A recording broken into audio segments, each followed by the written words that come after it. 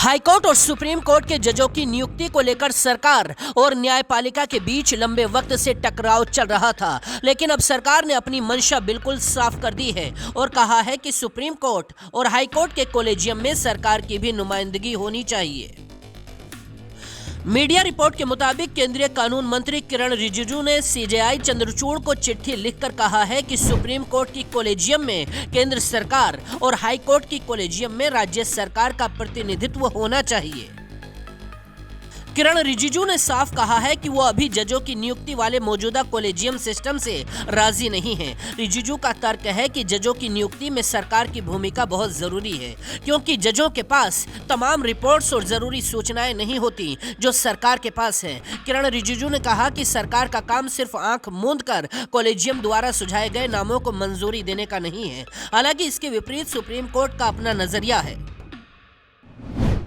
Justice SK. Kaul और justice अभय S. ओका की बेंच पहले ही कह चुकी है कि अगर सरकार को कॉलेजियम से सुझाए गए किसी नाम से दिक्कत है तो उसे बताना चाहिए, लेकिन इसे रोक कर रखना ठीक नहीं है। कॉलेजियम सिस्टम पर विवाद के बीच सीजेआई डीवाई चंद्रचूड़ भी कह चुके हैं कि संवैधानिक लोकतंत्र में कोई भी संस्था 100% परफेक्ट नहीं होती है और जजों की नियुक्ति के लिए बना कॉलेजियम सिस्टम भी इसी में शामिल होता है। अब सवाल यह है कि मौजूदा वक्त में सुप्रीम कोर्ट का जो कॉलेजियम है उसमें कौन कौन शामिल है।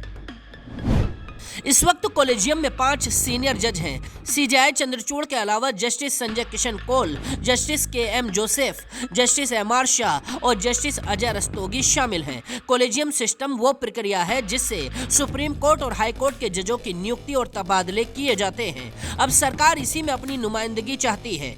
कानून मंत्री किरण रिजिजू की चिट्ठी ऐसे वक्त में आई है जब जजों की नियुक्ति को लेकर पिछले कुछ वक्त से सुप्रीम कोर्ट और सरकार के बीच रस्साकसी चल रही है। न्यायपालिका का मानना है कि सरकार एक बार फिर से जजों की नियुक्ति में बैकडोर से अपनी दखल चाहती है, जैसा कॉलेजियम से पहले नेशनल जुडिशियल अपॉइंटमेंट कमीशन में था।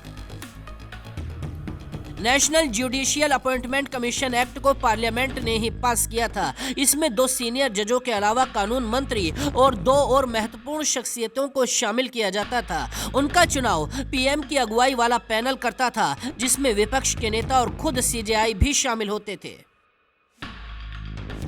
हालांकि 2015 में इसे रद्द कर दिया गया और अब कॉलेजियम सिस्टम पर भी विवाद शुरू हो गया है।